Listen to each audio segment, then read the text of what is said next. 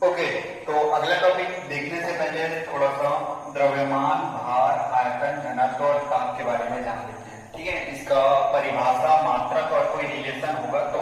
ठीक है, चलो तो सबसे पहले देखते हैं द्रव्यमान। द्रव्यमान क्या होता है? किसी भी पदार्थ की मात्रा को ही द्रव्यमान कहते हैं। इसकी परिभाषा क्या लिख सकते हैं? किसी भी पदार्थ की मात्रा या पदार्थ में उपस्थित कुल मात्रा को उसका द्रव्यमान कहते हैं।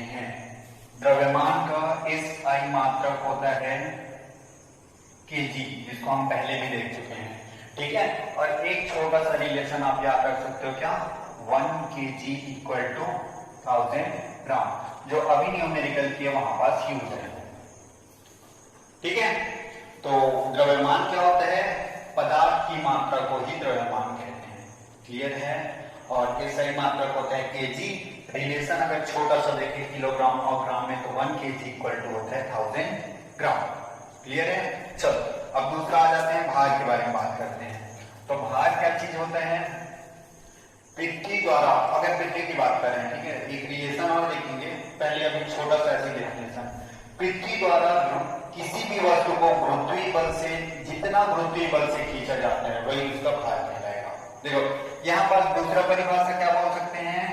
भार द्रव्यमान और त्वरण का गुणनफल होता है। त्वरण का गुणनफल होता है, त्वरण या गुरुत्वीय बल।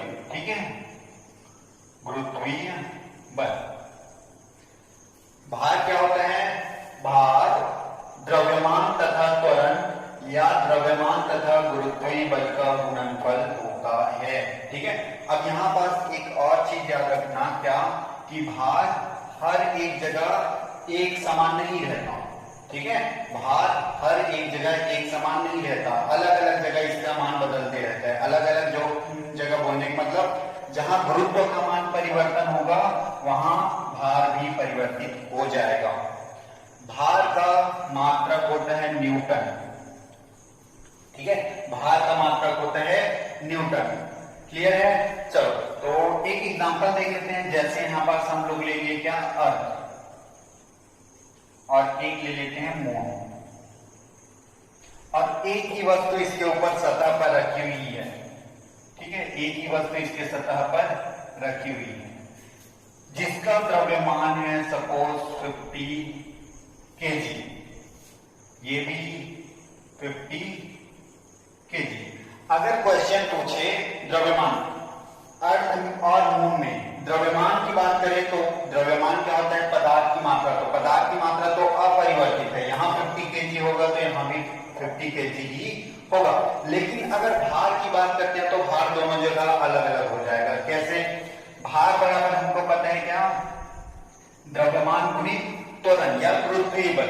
तो यहाँ पर भार बराबर द्रव्यमान का मान कितना है? द्रव्यमान का मान तो 50 kg है, गुणित गुरुत्वीय बल या त्वरण का मान कितना होता है? पृथ्वी का गुरुत्वीय बल G का मान होता है 9.81। ठीक है, तो यहाँ पास मल्टीप्लाई कर देंगे 9.81 का और सॉल्व कर लेंगे। तो 9.81 का मल्टीप्लाई करेंगे कितना हो जाएगा? 98 हाफ 49.5। ठीक है, इतना न्यूटन हो जाएगा, 495 न्यूटन। बाहर किसमें? अर्थ में, जिसका मास कितना था? द्रव्यमान कितना था? 50 kg। 50 kg द्रव्यमान वाले किसी वस्तु का भार पृथ्वी पर 495 न्यूटन होता है। वहीं अगर बात करें मून की, तो मून में भार कितना होता है? निकाल लेते हैं यहाँ पास 50 अगेन, क्योंकि द्रव्यमान तो दोनों जगह 50 दिए है, लेकिन मून में G का मान होता है 9.81 डिवाइडेड बाई 6। 6 टाइम कम होता है अर्थ से। ठीक है, ऑलमोस्ट 6 टाइम कम होता है अर्थ से। तो ये यहाँ पास हम लोग किसका मल्टीप्लाई कर देंगे? यहाँ मून का G का मान, मून में G का मान होता है कितना? न्यूटन। सॉल्व करेंगे, पहले इसको इसके साथ मल्टीप्लाई किए थे, हमारे पास आ गया था क्या? 495 डिवाइडेड बाई 6। 6 का डिवाइड करेंगे 495 से, तो क्या होगा? 6 का टेबल 4 नहीं जाएगा, 49 से कितना टाइम? 8 टाइम। 6 8 जा 48, कैरी 1, नेक्स्ट 5, ऑलमोस्ट 2 टाइम। ठीक है, तो ये हो गया इतना। ठीक है। तो ये ऑलमोस्ट 82 न्यूटन, थोड़ा सा कम होगा यहाँ 16 टू जो 6 टू जो 16 होता है, थोड़ा ज्यादा होगा। रुको चलो यहाँ पर देखो 6 का टेबल पड़े 15 से कितना रह जाएगा 2 टाइम पॉइंट, कितना कैरी है यहाँ पास 6 टू 12, कैरी बचा 3, एक 0 लगाया, 6 का टेबल 5 टाइम। ठीक है, तो ये आ गया। अगर पूछे, क्या पूछे क्वेश्चन में, 50 किलोग्राम द्रव्यमान वाले किसी वस्तु का भार पृथ्वी और चंद्रमा पर निकालो, तो ऐसे लिखेगा। पृथ्वी पर उसका भार कितना हो जाएगा 495 न्यूटन, तो वही कहा मून में, चंद्रमा में कितना हो जाएगा 82.5 न्यूटन। क्लियर है। यहाँ पास कम क्यों है, क्योंकि यहाँ पास गुरुत्वीय बल का मान कम होता है, 6 गुना कम होता है, तो इसका भार भी पृथ्वी के भार से 6 गुना कम ही होगा। क्लियर है। तो यहाँ पर अगर भार पूछे किसमें, किसी भी चीज का, किसी भी अर्थ का, तो वो डिपेंड करता है किस पर, गुरुत्वीय बल पर डिपेंड करता है। ठीक है, द्रव्यमान तो दोनों जगह सेम ही है, लेकिन गुरुत्वीय बल का मान अलग अलग, इसीलिए कहते हैं कि भार सभी जगह एक समान नहीं होते, वो गुरुत्वीय बल या त्वरण के अकॉर्डिंग बदलते रहते हैं। क्लियर है। चलो, तो ये हो गया भार, जिसकी यूनिट होती है न्यूटन। अब देखते हैं आयतन। आयतन क्या होता है, पदार्थ द्वारा घेरे हुए स्थान को ही आयतन कहते हैं। पदार्थ जितना स्थान घेरता है, जैसे पानी की बात करें, ये एक खोखला क्यूबॉइड है, घनाभ है, इसमें जितना पानी भरेगा उतना ही तो जगह घेरेगा, क्या वही उसका क्या कहलाएगा, आयतन। किसी भी पदार्थ द्वारा घेरे हुए स्थान को उसका आयतन कहते हैं, जिसकी इकाई होती है, आयतन की इकाई होती है मीटर क्यूब। अगर किसी भी लेंथ, ब्रेथ और हाइट वाले चीज की बात करें तो मीटर क्यूब होता है, लेकिन किसी द्रव के आयतन के बारे में बात करते हैं, किसी भी द्रव, लिक्विड, ठीक है, लिक्विड के आयतन के बारे में बात करते हैं तो उसके लिए यूज होता है लीटर। आयतन का यूनिट यूज होता है लीटर। कब, जब कोई भी पदार्थ लिक्विड फॉर्म में हो, द्रव फॉर्म में हो, तो उसका यूनिट हो जाता है लीटर। क्लियर है। चलो, अगला है घनत्व। घनत्व क्या होता है, द्रव्यमान और आयतन के अनुपात को ही घनत्व कहते हैं। घनत्व किसे कहते हैं, द्रव्यमान और आयतन के अनुपात, अनुपात यानी बटा, ठीक है, अनुपात को ही घनत्व कहते हैं। इसका मात्रक क्या हो जाएगा, देखो तो द्रव्यमान का मात्रक हम लोग देखते हैं केजी और आयतन का मात्रक मीटर क्यूब। अगर कोई बड़ी वस्तु की घनत्व निकाल रहे हैं तो केजी पर मीटर क्यूब ही दिखेगा, लेकिन बहुत छोटी वस्तु है तो केजी तो यूनिट बड़ा हो गया, तो यहाँ पास एक दूसरा यूनिट यूज करते हैं, क्या, ग्राम पर मीटर क्यूब। ठीक है, तो घनत्व पर दो मात्रक दिखाई देगा, केजी पर मीटर क्यूब और ग्राम पर मीटर क्यूब दिखाई देगा। क्लियर है।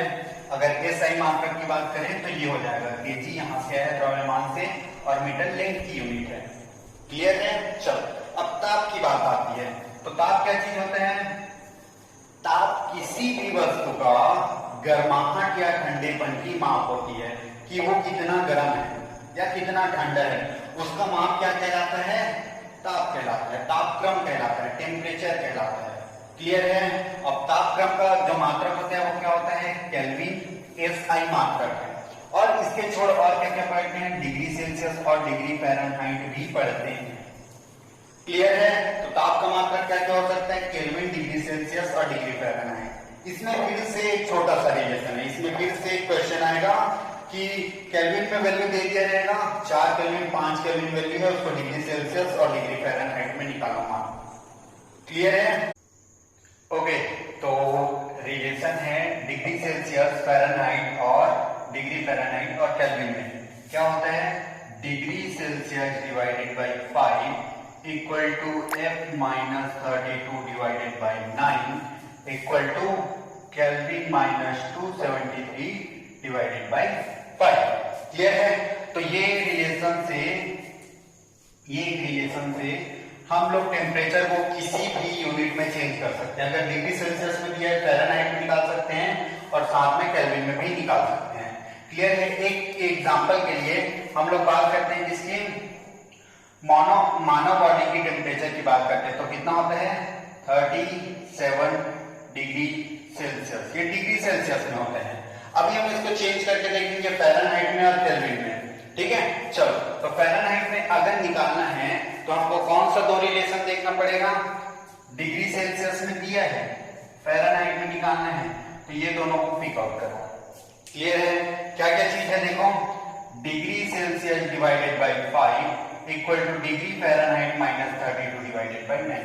डिग्री सेल्सियस में वैल्यू दे दिया है तो वैल्यू पुट कर देते हैं। कितना दिया है?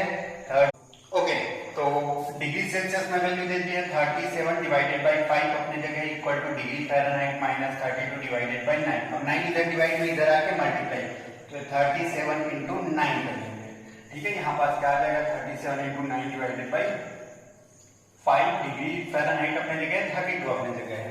अब इसको सॉल्व करेंगे तो इसको सॉल्व करेंगे सबसे पहले 9 से मल्टीप्लाई करेंगे, कितना हो जाएगा देखो 370 माइनस 37 करेंगे तो ये हो जाता है 333। क्लियर है? चलो, और उसका डिवाइड करेंगे 5 के साथ, तो 5 के साथ करेंगे कितना टाइम जाएगा 5 6 33, नेक्स्ट 3 5 6 33 कैरी, अब ये नहीं जाएगा तो 1.6 टाइम, तो ये आ गया 66.6। अब ये माइनस 32 इधर आके plus 32 equal two degree Fahrenheit. Clear है? अब इन दोनों को ऐड करेंगे तो कितना आ जाएगा 98.6। तो फ़ारेनहाइट में वैल्यू कितना होता है 98.6 किसका 37 डिग्री सेल्सियस का। क्लियर है? ऐसे ही हम निकाल सकते हैं डिग्री सेल्सियस का मान केल्विन में। ठीक है, जो हम अगले क्लास में थोड़े और न्यूमेरिकल देखेंगे। क्लियर है? चलो।